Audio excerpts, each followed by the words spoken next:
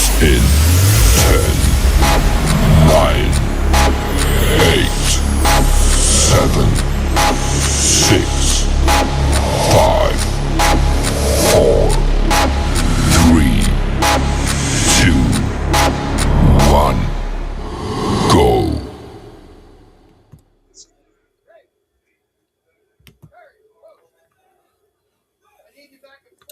Good evening, everybody, and welcome to another episode of the Drop Zone. And it's our very first episode of the new year. And once again, you got your boys, Anthony Young and Jeff Walsh. How are you doing, bud? Doing all right. Man, like you said, first one of the new year, back and better than ever. This year, um, not doing too bad. Another crazy week in the NFL. Um, but yeah, how are you? Um, yeah. Let's say my new year hasn't started out the way yours has. hmm So, you remember back in October when I hurt my knee? Yeah, Yeah, well, I finally got in to see the specialist. That's how booked up they've been for basically the rest of the year. And I might need surgery. We got to do an MRI. He feels like I tore something, so he wants to confirm it with the MRI, and then yeah, so you're on the injury report, huh? yep, I'm on the injury report. It just never ends with you, huh? It just never ends. No, it doesn't.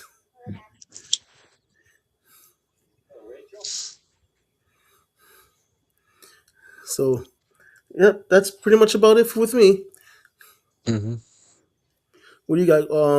What's on the docket for today? Whew.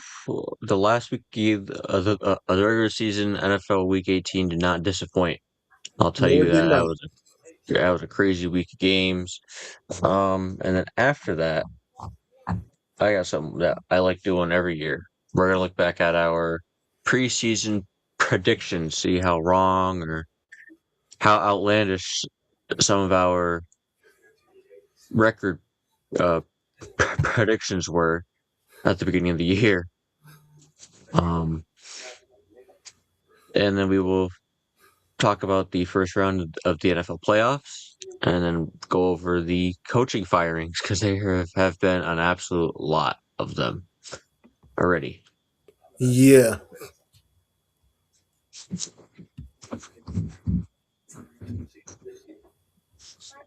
So the first game we're going to talk about is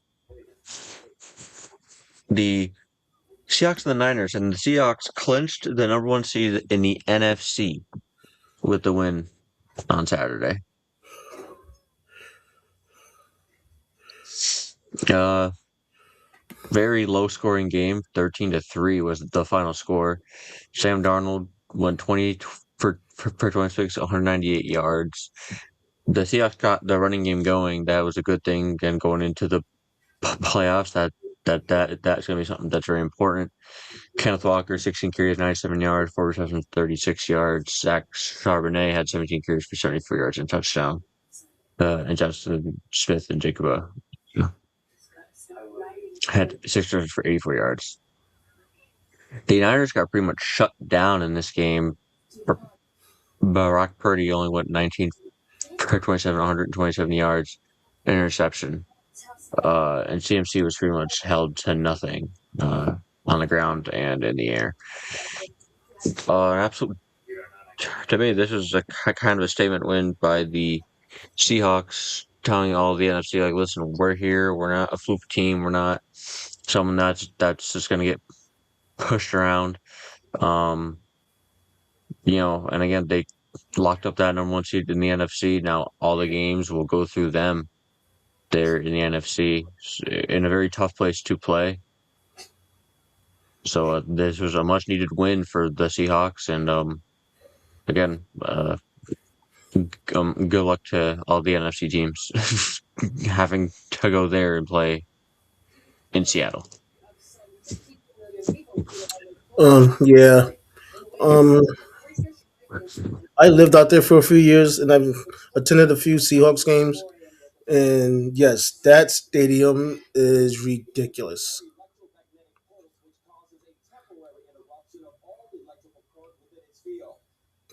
The noise level is unbelievable.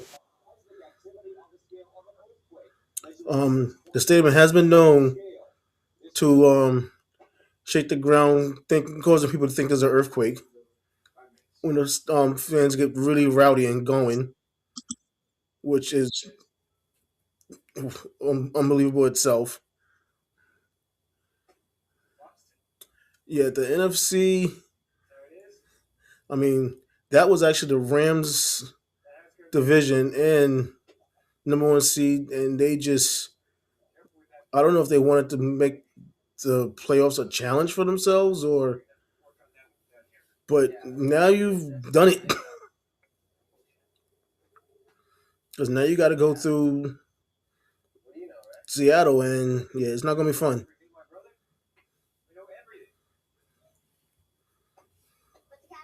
No, it's not. Uh, yeah, the Niners, their round one matchup is the Philadelphia Eagles, so that'll be a slugfest for them. Next, kind of pointless game, but Colts and Texans. Riley Leonard, he didn't look too bad in his first NFL start. He played pretty well. He went 21 for 34, 270 yards, two touchdowns, and interceptions.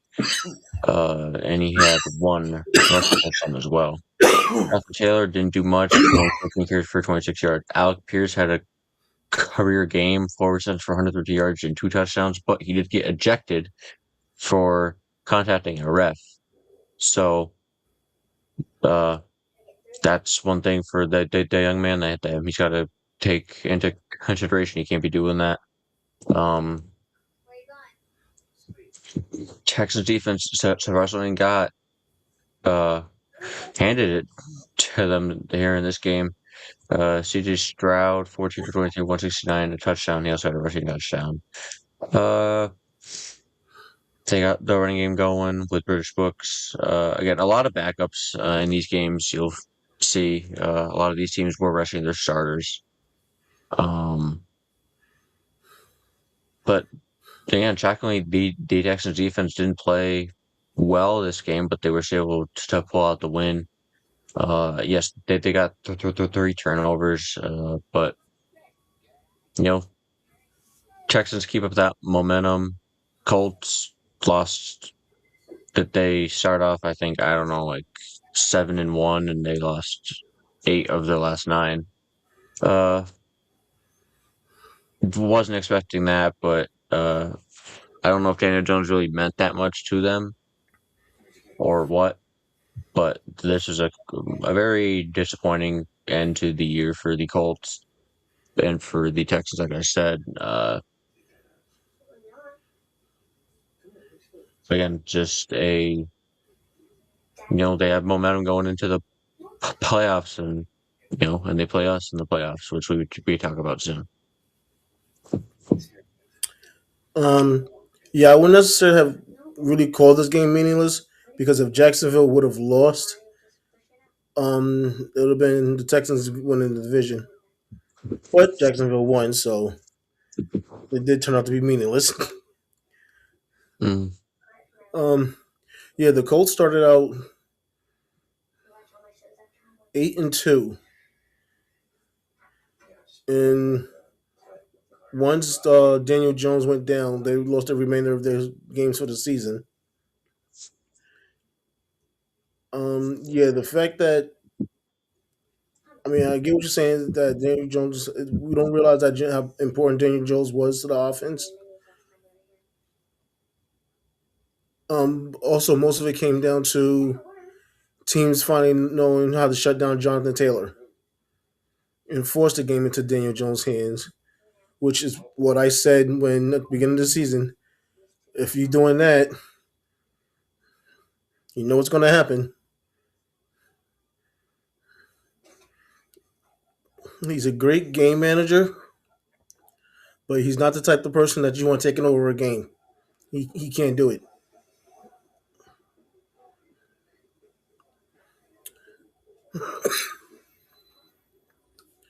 The Texans, they had a slow start to the season, and just out of nowhere, just started whipping on everybody. I think they won what 11 games straight, 12 games straight. Yeah, they're on an absolute tear right now. They haven't lost in a while. Yeah, that's a team I definitely in the AFC don't want to see at all. Yeah, they've won 9 straight, and Jacksonville's won 8 straight.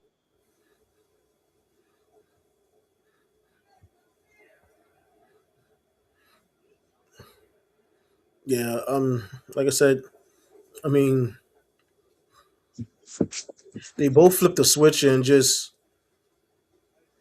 I don't know, came out of nowhere and was like, "Hey, we're a good team as well." I mean, we always knew the Texans was Jacksonville. You know, we both had concerns about Trevor Lawrence,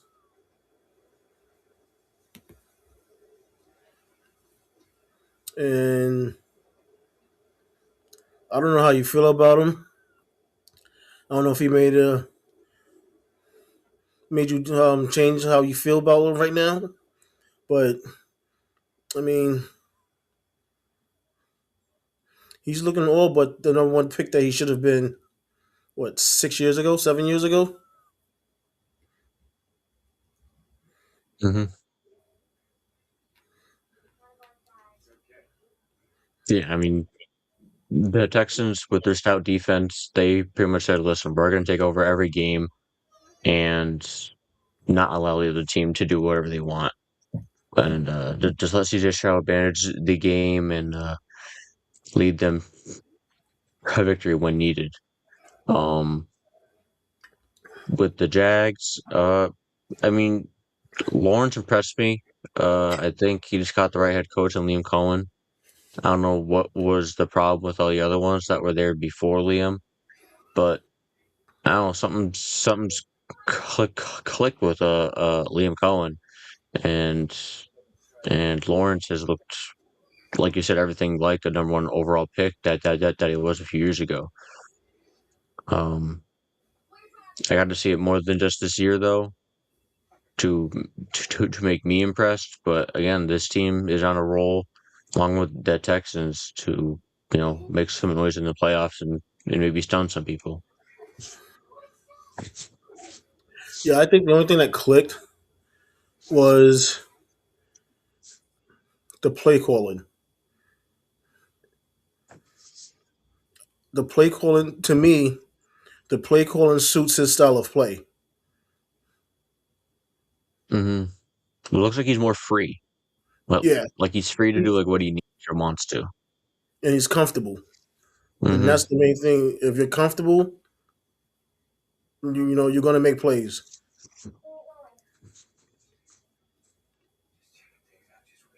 We actually get to talk about your Giants winning. Um, I told you they were supposed to lose, so that means they're going to win. Um, That makes it even funnier because the Raiders won, and if you guys just lost, I think you guys probably would have been in line for the number one overall pick, even more. Um, the Giants beat the Cowboys 17-34. Dak Prescott, he played along with Joe Milton. Again, a lot of backups. I just wanted to kind of have this in there just because it's funny. Again, I said that they were going to win because they were supposed to lose this game. Just kind of just whatever. You don't got to just try and get a higher pick. Um, Jackson Dart looked good in the final game of the season. He had 230 passing yards and 2 touchdowns.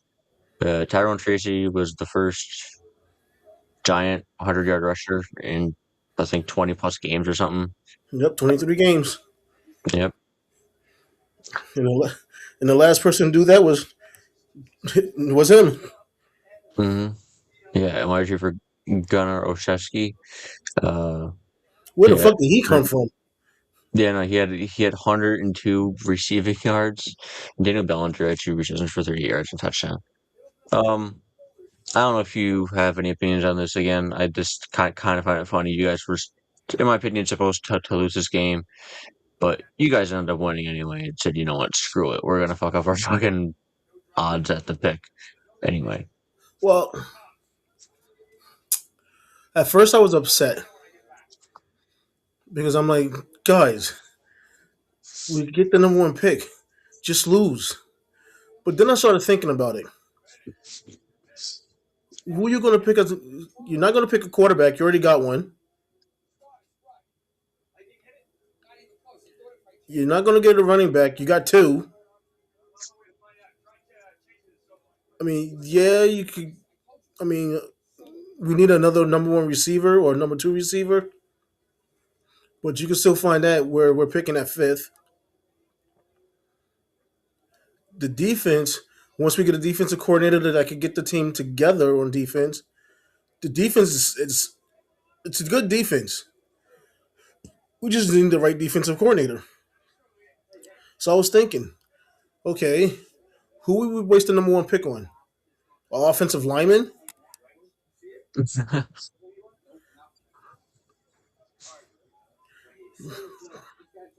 So I was like, you know what? Them winning is perfectly fine by me.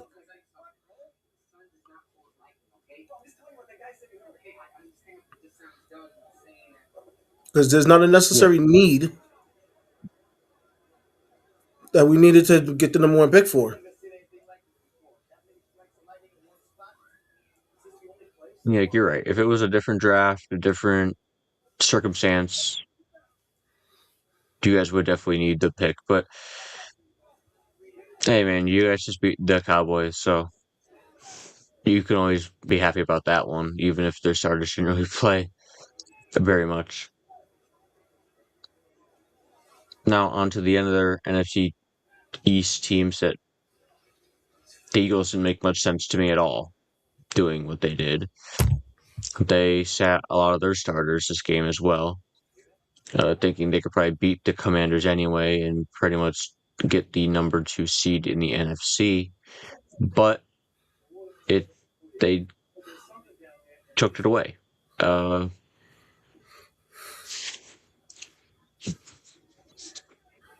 they lost 24-17 to the Commanders, and Josh Johnson, he had a passing and a rushing touchdown. Chris Rodriguez, he had 16 carries for 65 yards and touchdown. Tanner McKee for the Eagles, I didn't even know that was their backup quarterback, I'll be honest. He went 21 for 40, 241 yards, a touchdown and a reception. Tank Bigsby had 60 carries for 75 yards and a touchdown.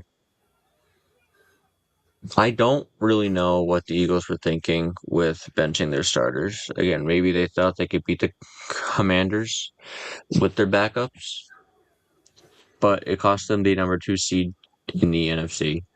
Now they are I think the 6th or the 7th seed, to where they will not have a home playoff game, where they play the best football is at their home field. Um, No, they do got a home playoff game because they're a division winner. oh yeah, you're right. You're right. Um, but yeah, I don't like it because they would have gotten that number 2 seed. Um, but now again, like I said, they are the 6th or the 7th seed. To me, it didn't really make much sense to bench your starters there in that situation. But I mean, I would have scoreboard watched. Uh, you know, the Lions and the Bears and the Eagles and the Commanders, I think all played at the same time. So they could have just looked and seen if the Lion or if the Bears were losing, and they could have pulled the starters then. But who am I to say? Maybe their thinking was different, but that's just my opinion on it. I don't. To me, it didn't make much sense to bench your starters to cost the number 2 seed in the NFC. Um, Well, the Lions and Bears game that was a 4:15 game, so it was after the Eagles game. Okay. Um, I guess their line of thinking was because they had AJ Smith playing in I think like the first half of the first quarter, just because he was needed a couple more yards to reach 1,000, and then they benched him. I guess they felt comfortable thinking, the Lions would beat the Bears, which they did, and they could beat the Commanders, but they didn't, and steal the number two seed. Well, you guys was wrong.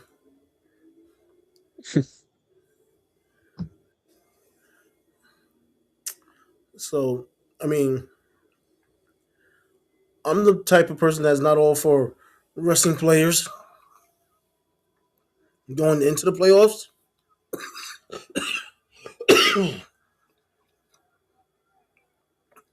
That's a very bad idea. I mean, if you want to rest them, pull them in the fourth quarter. Don't not play them for the whole game or play them just so they could get their stats and money. Just if you're gonna play them, play them.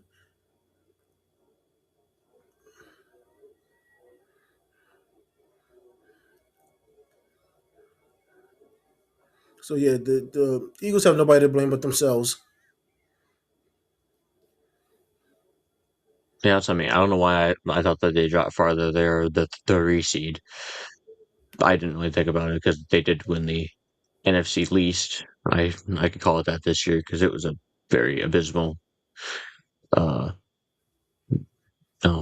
division. It was very uncompetitive.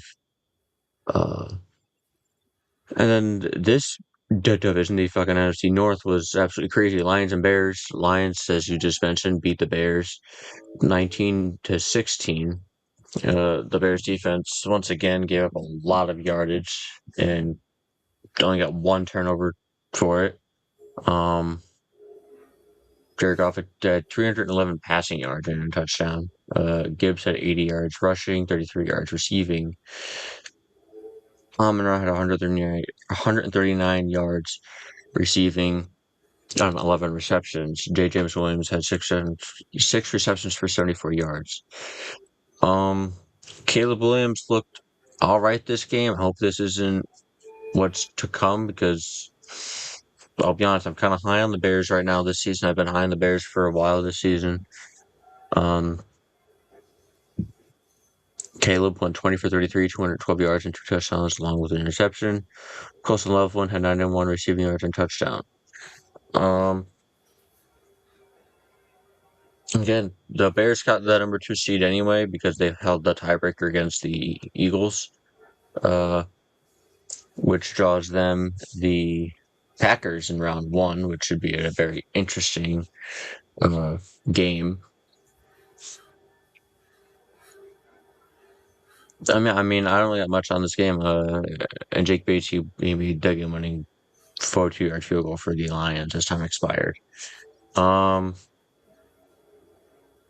Lions just disappointing that they didn't make the playoffs with a winning record. And then you got the Panthers who ended up not make or they did make it with a losing record. So just another funny week in the NFL. But yeah, Lions and Bears, a classic rivalry of one makes it, one doesn't. Um, I'm really not have much on this game. Um, Hopefully the Bears defense tightens up because right now that seems to be the weak spot on the team is their defense, and the Bears have has always been known for great defenses. Um, a lot of teams over the weekend was looking to play spoilers, including your Steelers. Um, but yeah, I don't have much on it. That's pretty much all I got. The Bears just got to get their defense tightened up if they're going to make a big playoff push. Mhm. And uh, the game of the week, Ravens and Steelers. Everyone's talking about it.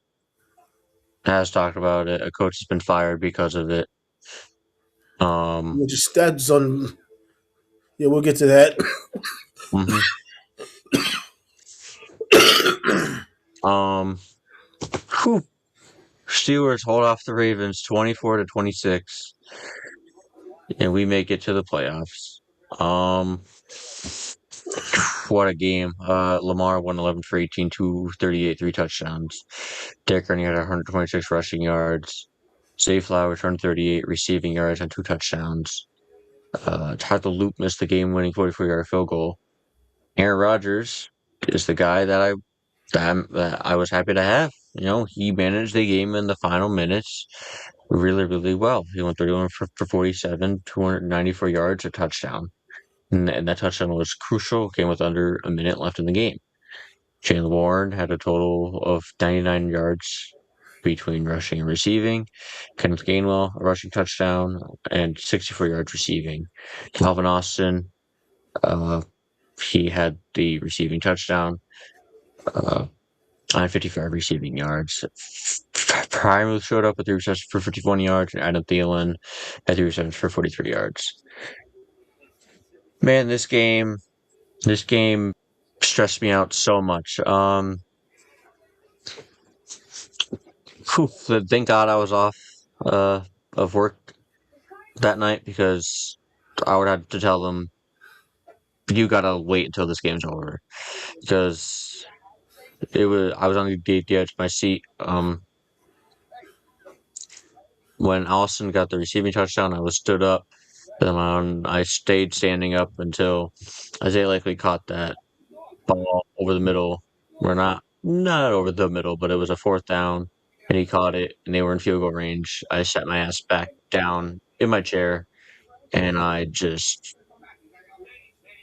got pissed because I was like, "Here we go, they're gonna win." Because you know what, Chris Boswell missed our extra point that would have put us up 3, but we were only up 2. And I'm watching, and I'm like, "Yeah, here we go." I was a lot of Steelers fans around the world. I was just like, all right, we lost. I packed it in. I was like, we just choked away the season, our playoff chances, and I was ready to get on here and rant about our defense. Our defense is not great once again. They gave up a lot of yardage. It looked very bad. A lot of blown coverages. So we got to get that figured out.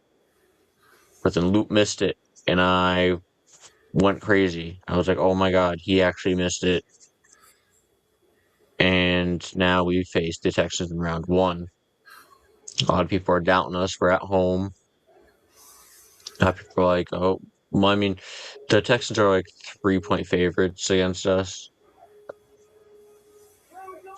But again, I'm very excited, very happy that we had Aaron Rodgers in that situation because I don't know if a lot of our previous quarterbacks would have gotten that done in that situation. But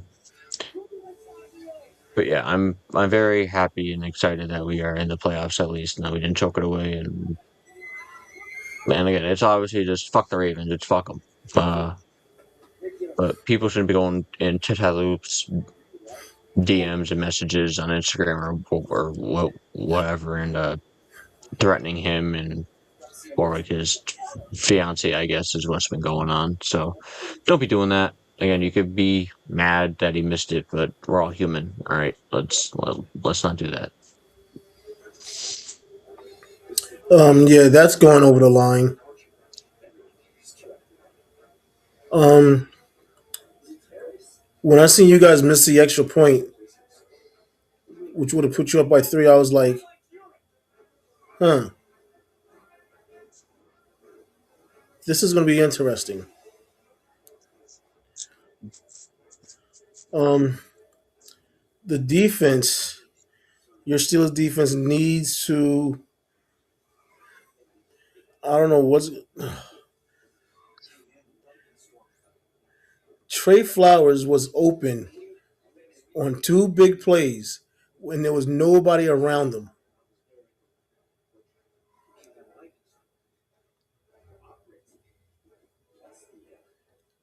I don't know how you blow a coverage like that, especially with Trey Flowers.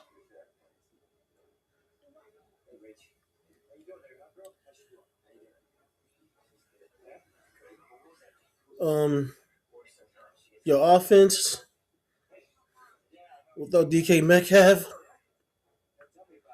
you could tell they missed him. But I mean, players stepped up.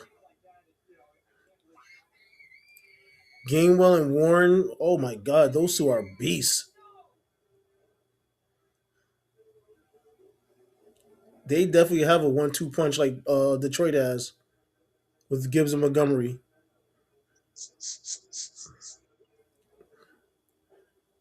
Um,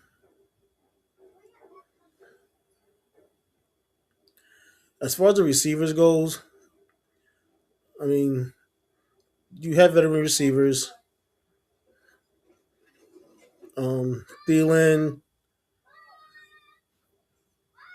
MVC, those are veteran receivers, and Fruthmeyer, they all stepped up when they needed to. And that last touchdown pass by Rodgers, he could thank God the field was slippery.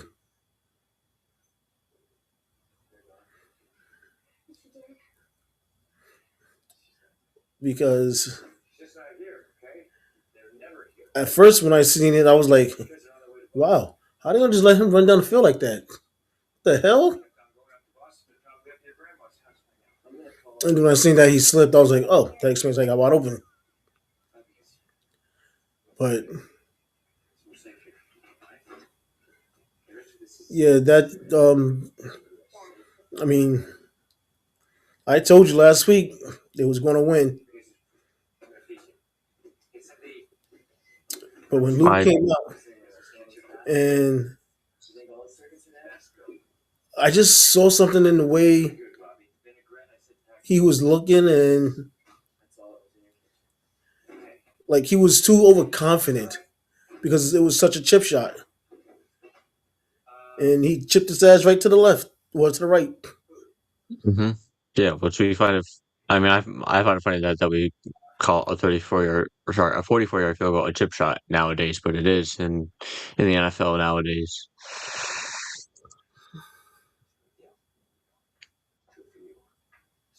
But yeah, I mean,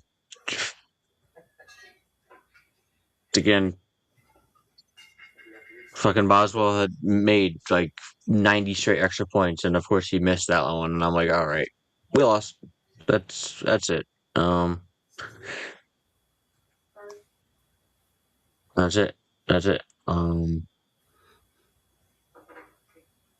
But yeah, yeah, I'm very happy that with that we won by the skin of our teeth. But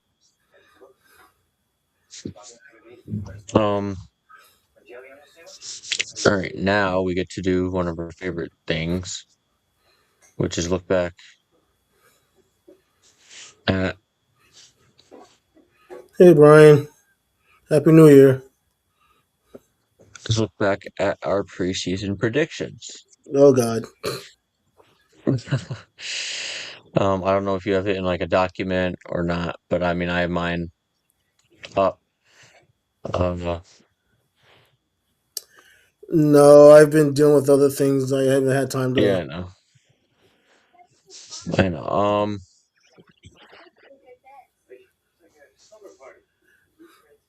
I mean, we'll just run through it quick. I mean, the Bills I had at 12-5, Patriots 10-7, Dolphins 6-11, and Jets at 5-12.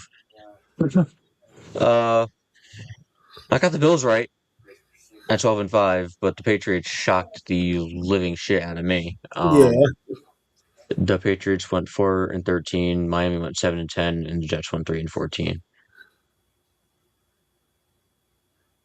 Uh, are you shocked with how the division turned out? With the Patriots being this good under Mike Vrabel? That's the only thing that actually did shock me was that they was the ones that ended up winning the division, not the Bills. I mean, I had the Patriots up high. I just didn't have them winning the division.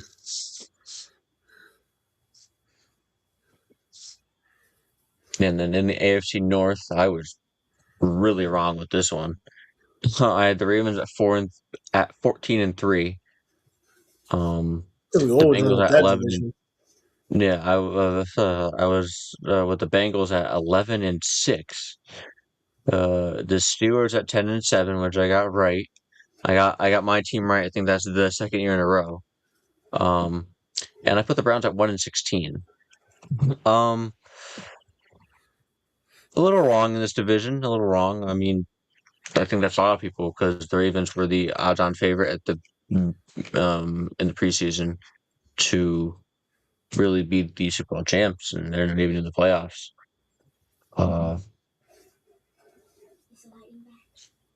Yeah, if it just, I think as everyone knows, Pittsburgh 10-7, Baltimore 8-9, Cincinnati 6-11, and Cleveland at 5-12. I don't know if you have anything on this division or not. Um, I had the Ravens winning this division. I had your Steelers second, and I had the Bengals third, and the Browns was I had them at like 3-15 or something like that. Mm-hmm. Um, yeah, I mean we both had the Ravens winning the division and as a Super Bowl contender, and that just went right out the window when Lamar Jackson got. Well, I mean when they started the season, what 0-3, 0-4, Yeah, they didn't start off good. They started off bad, even with him healthy. and the Bengals as usual. Joe Burrow gets hurt. They go their season. And the Browns, well, they're just the Browns. Mm-hmm. Yeah, then the AFC South, I got this one really wrong. I had Texans at 10-7, Colts at 7-10, Jags at 4-13, and the Titans at 2-15. Obviously, it turned out way differently than that. Jacksonville went 13-4, Houston went 12-5, Indianapolis 8-9, and Tennessee 3-14. Again, we talked earlier about Jacksonville and Houston, the jump that they made this year. Jacksonville more specifically. Again, given how I thought about them at the beginning of the year, really, really stunned me. And Houston as well. But yeah, uh, I was very wrong with that one, with this one. Um, I was somewhat too high at me. I had Houston winning the division. I had the Colts finishing second, and it was a flip flop between the Titans and Jacksonville. Yeah, Jacksonville told us to shut up Mm-hmm. and hold my beer, and they came out and won the division. Houston finished second. I think I had Houston at a 12-5 record. It was either 12-5 or 11-6.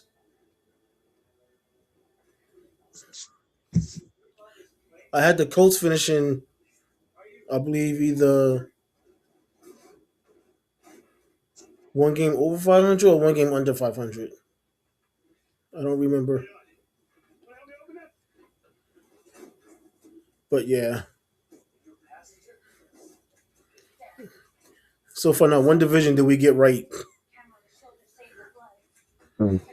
Because a lot of stuff happened this NFL year, and This next one, the NFC East. Whew. Hoo-wee. Hey, we missed the West. Oh yeah, the West. That's not me. Sorry. I got really. Oof. Number one, I had the Chiefs at 12-5. We know how that ended. The Broncos 11-6, Chargers 10-7, and Raiders 7-10. The Raiders I put at 7-10. Oh my god. I thought this division was going to be so competitive. It turned out not to be. Denver went 14-3, Chargers went 11-6, Chiefs 6-11, and Vegas 3-14. Yeah, Denver has something there, obviously. But their stout defense and Bo Nix and Sean Payton leading the offense. Chargers getting another great head coach and quarterback duo with a very opportunistic defense. So yeah, I was extremely wrong in this division. I was not my best. Yeah, I was wrong in this one too because I had Kansas winning, Broncos second, then the Chargers and the Raiders. Um, I think I had the Raiders winning like 5 games. I had all three, the top three in double-digit wins. Only 2 of them made it. So yeah, it was. Yeah, this year wasn't one of our shining moments. No, it was very bad. And again, now the NFC East, the Commanders, I had at 14-3. That was a little wrong. I'll say that was very wrong. Never mind. Eagles at 13-4, Cowboys at 8-9, and Giants at 6-11. If the fucking Cowboys didn't tie, I would have gotten it. They went 7-9-1. The fuck. Fuck. Eagles went 11-6. Washington went 5-12, and you guys went 4-13. Washington, I should have known a team that overachieved in the previous year. I should have known would have had a down year. Again, with Daniel's injury, along with everybody else's injuries there on the offense and on the defense, really contributed to their downfall this year. The Eagles were on pace to do what I predicted, which was go 13-4, but they ended up slipping there towards the end of the year. And Dallas, I knew was going to be mediocre this year. So yeah, the NFC East, one of the most unpredictable fucking divisions out there. Yeah.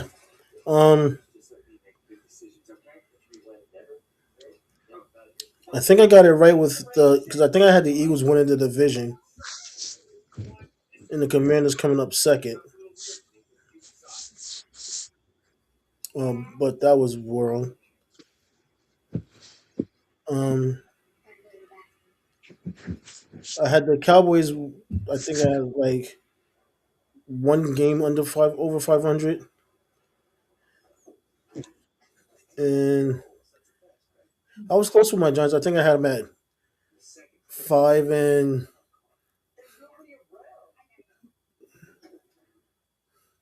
I think I had them at Maybe 5 five, wins. yeah, like 5-12 because I had Yeah. that 6-11.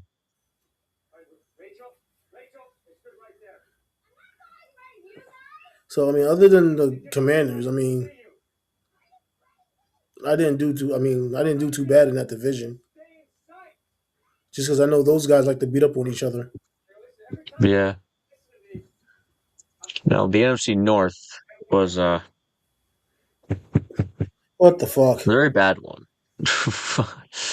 Lions, I had at 4-3.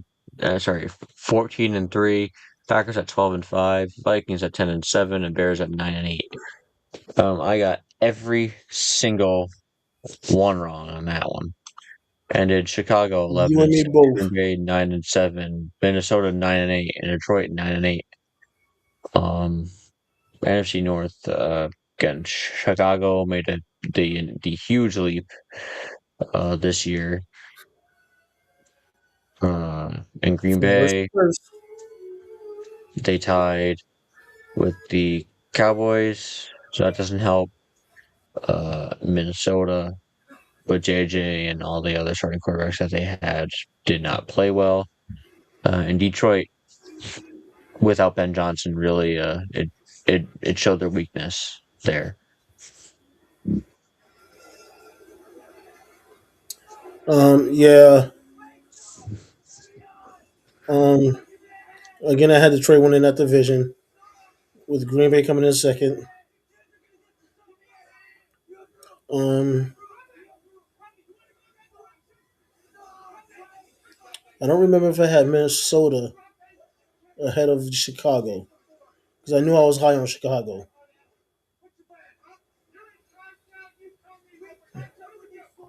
but apparently not high enough.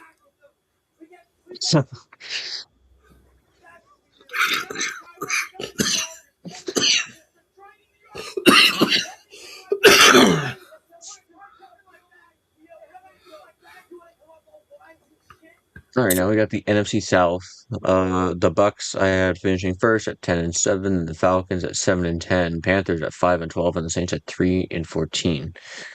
Um, Not the worst. I knew this was going to be very competitively bad in the division.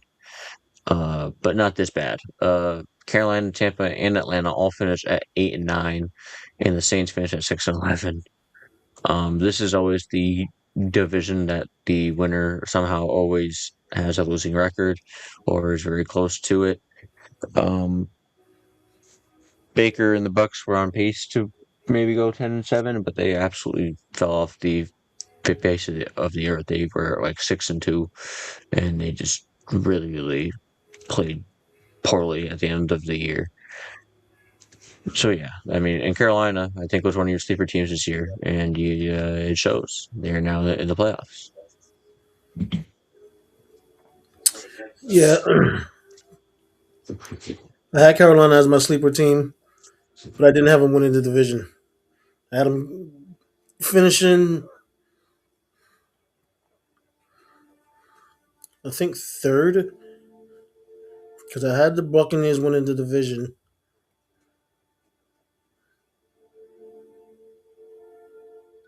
Or did You, I have I, the Panthers second? I think you, yeah, I think you were high on the you were high on the Falcons. I know that you were high on Michael Penix.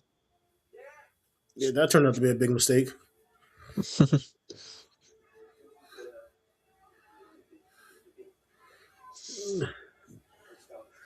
um, and then the NFC West. Uh, I mean, I think if the Rams didn't want to just give away the division, I would have been right. The Rams, I had at 12 and 5, Niners at 11 and 6, and the Seahawks at 10 and 7, and the Cardinals at 7 and 11. Uh, it ended at Seattle 14 and 3, Rams at 12 and 5, San Fran at 12 and 5, and Arizona at 3 and 14.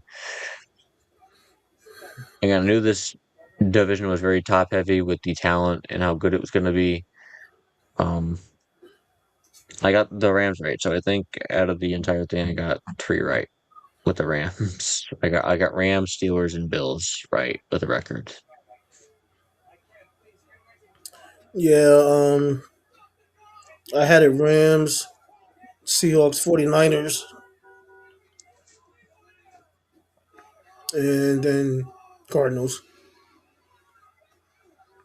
But yeah, um, I had the Rams at 12 and 4 that I remember.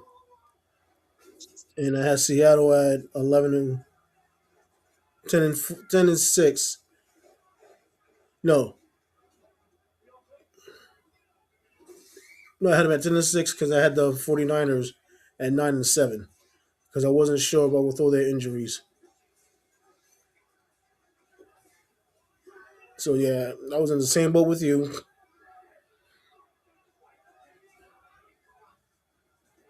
Not a very good showing out of us No, um, with the predictions this year.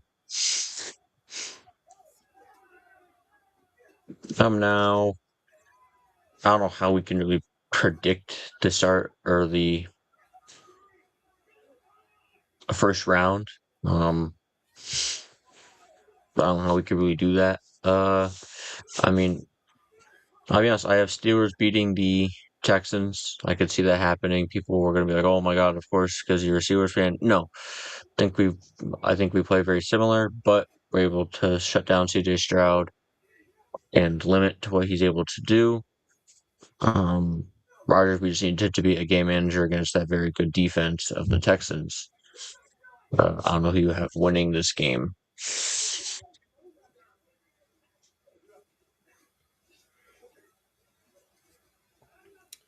um,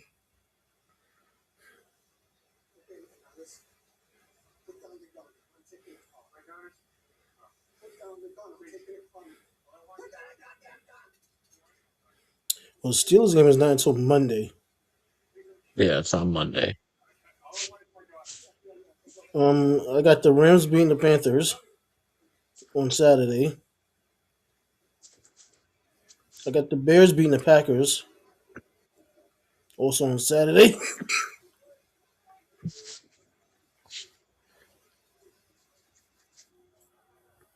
Sunday games. It's gonna sound a little crazy, but I'm taking Jacksonville over the Bills. You're not crazy. I do too. I am over the Bills too.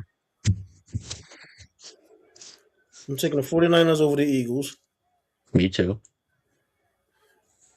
and Patriots over the Chargers. Yep. And the Monday game, sorry, buddy. I gotta go with my Texans. Yeah. You're Texans. You're CJ Stroud. I get it.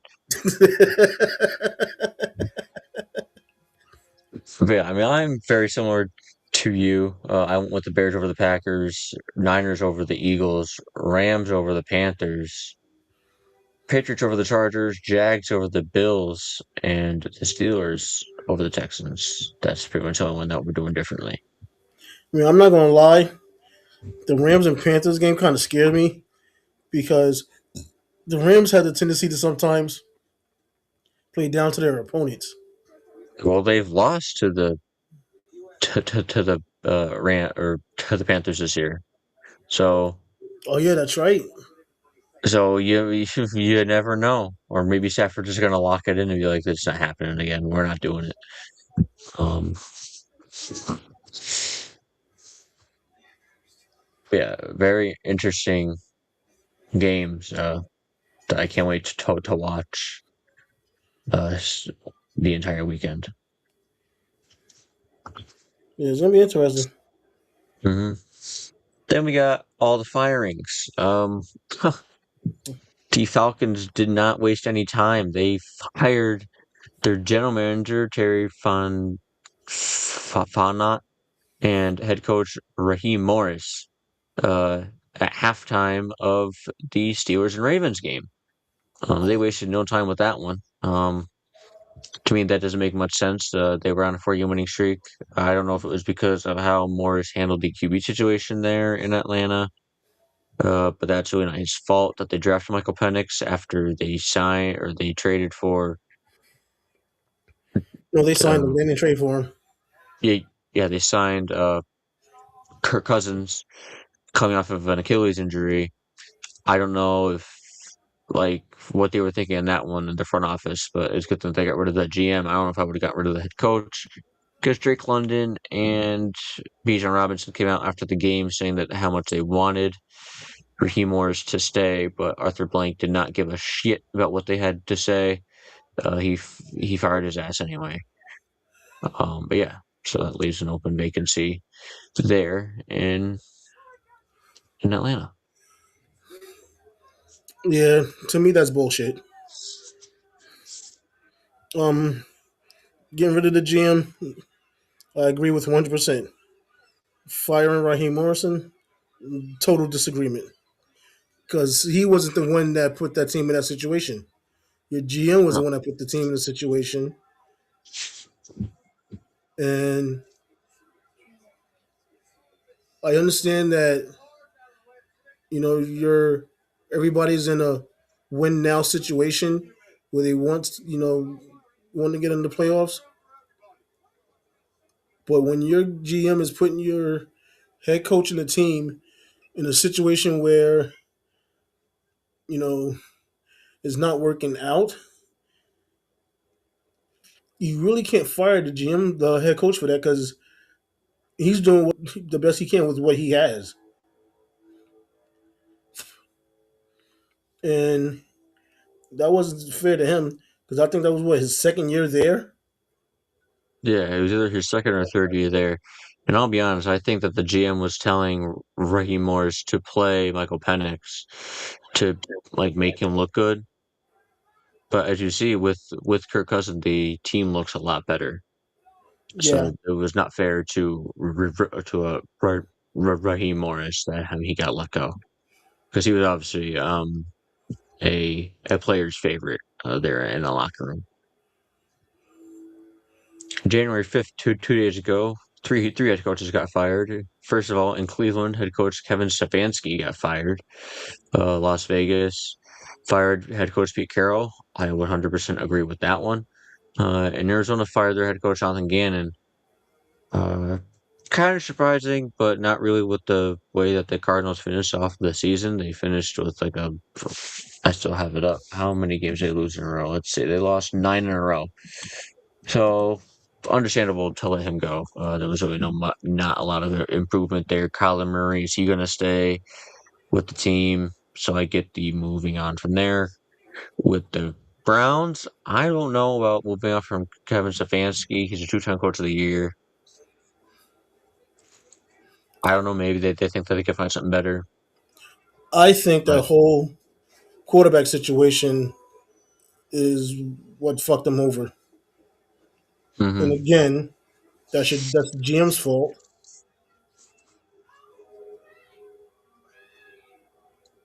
yeah, it's not his fault that they drafted Sanders and Gabriel, and they had Pickett, and they had Flacco, and they had so many quarterbacks. Like, what was the point? Exactly.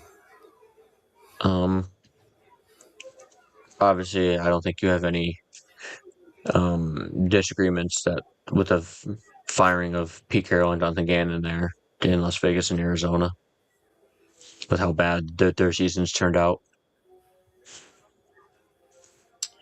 With the Arizona firing, I'm good with. That was waiting to happen.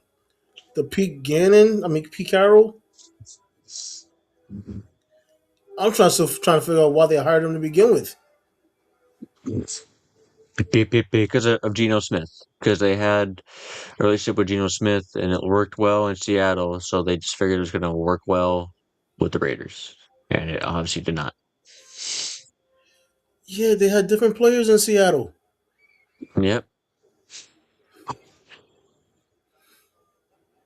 Um, and then yesterday, into January 6th, Dallas fired their defensive coordinator, Matt Eberflus, which they really should have in the middle of the season. But they said, you know what, let's see if it gets any better. It did get better for like 2 games, and then they came back to earth. Uh, Washington, they fired their offensive, well, they didn't fire, but their offensive coordinator, Cliff Kingsbury, is leaving the organization to pursue other coaching opportunities. But then they did fire their defensive coordinator, Joe Witt Jr.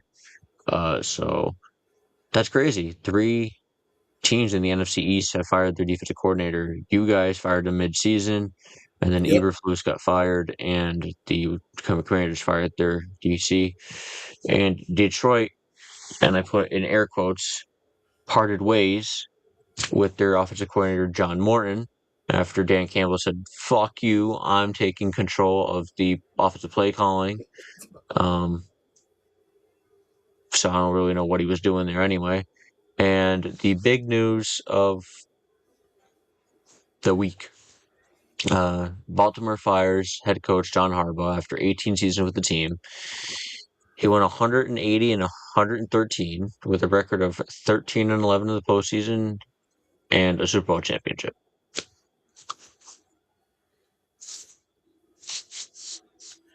Yeah, that one That's, kind of was surprising. yeah. Definitely didn't see that coming. Not at all. Um, I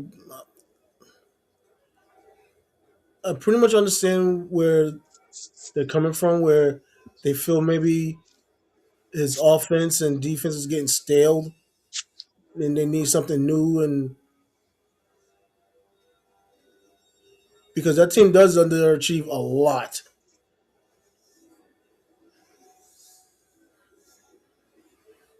When we look at last year, number one seed, and they couldn't make it to the Super Bowl.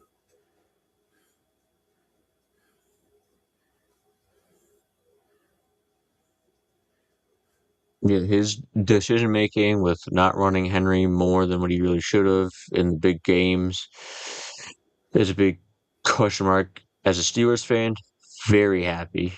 Browns and the Ravens are looking for head coaches. The Bengals said that they're staying with Zach Taylor. They can keep doing that. If they want to start off 1-4 every season, that's fine. Um, and we'll just keep Mike Tomlin. Again, like you said, I think it just got stale. I think the Ravens realized it really wasn't going anywhere with him and Lamar Jackson. That Harbaugh wasn't the one to lead this team anymore. They just need something new, a fresh face in the office and head coaching spot. So again, I don't know who they're going to get that's better than Harbaugh, but again, maybe it'll just be they just need somebody new, someone to refresh and revitalize the group. That's it. Yeah,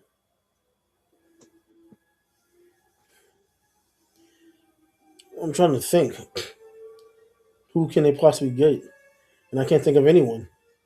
Exactly. So with the guys I've named, Raheem Morris, Kevin Stefanski, Pete Carroll, Jonathan Gannon, and Cliff Kingsbury, he's a former head coach. Any of them better than Harbaugh? I think the only one that could come close would be Raheem Morrison. Mm-hmm. But then I've seen names like Mike McCarthy, uh, and a few others that, but like I don't know. Again, we'll see though. Um, within 45 minutes, I saw a report from Adam Schefter. Within 45 minutes of Harbaugh getting fired, he had 7 calls about head coaching vacancies. Of course. Um, so yeah, I mean he'll get picked up very quickly. I know that your Giants are looking for head coach. Um, so he might land with the Giants. Who knows? We'll see. Again, if any news pops up, we'll obviously talk about it next Well, week. I know the Giants players, and this caught me off guard. They said they wanted a head coach that was similar to Tom Coughlin.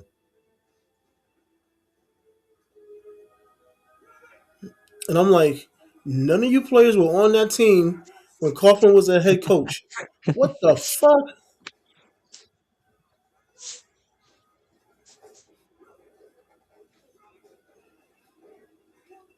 Because I'm trying to think. I don't think there was one player that was on that team when Coughlin was there. No, because it's a bunch of young guys now. Yeah. Lawrence wasn't there. Nope.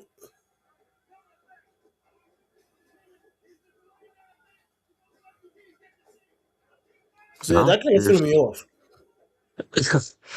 unless they heard that's how how Tomlin how Coughlin was. I don't know, like if they just heard about how his coaching style was. I don't know, but yeah, that's very weird, very odd. Yeah, it was very odd.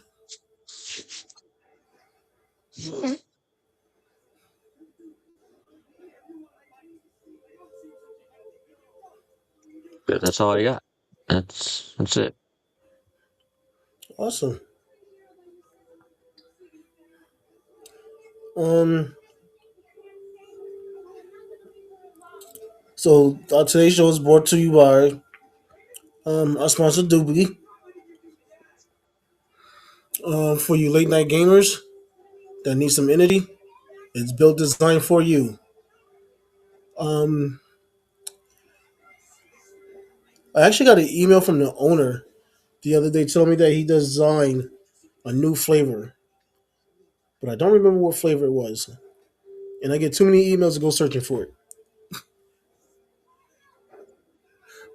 Um, so yeah, just remember if you're going to order from them, use our discount code Drop Zone, and you get 10% off your order.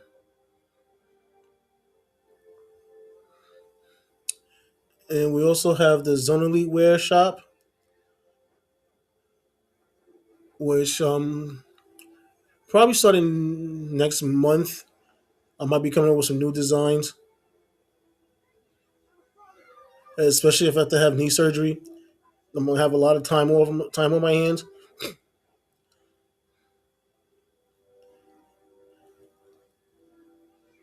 Um, and again, if you order over $35 of merchandise, use the Drop Zone.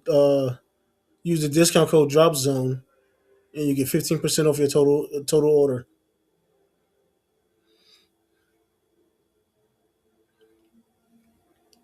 I don't have anything else, bud. Do you? No, I don't either. We got our sponsors out the way. You did that. We got through everything quite fast with how much stuff we had to talk about. But yeah, that's all I got. Yep. Well, that's pretty much all I got. Yeah, just thanks you for everyone for tuning in. If you're new, make sure to like, comment, subscribe.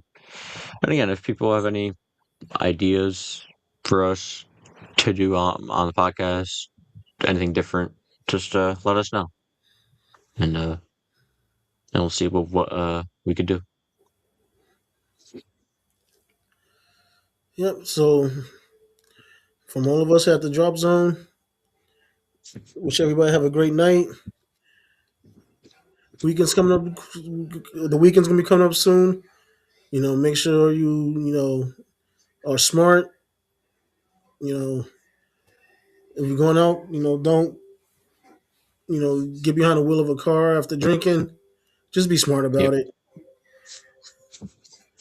We, Hmm. we don't want we don't want to include anybody on Jeff's Dummy of the Week No, no, I don't want to include anybody. because we will. We Oh, will call you out.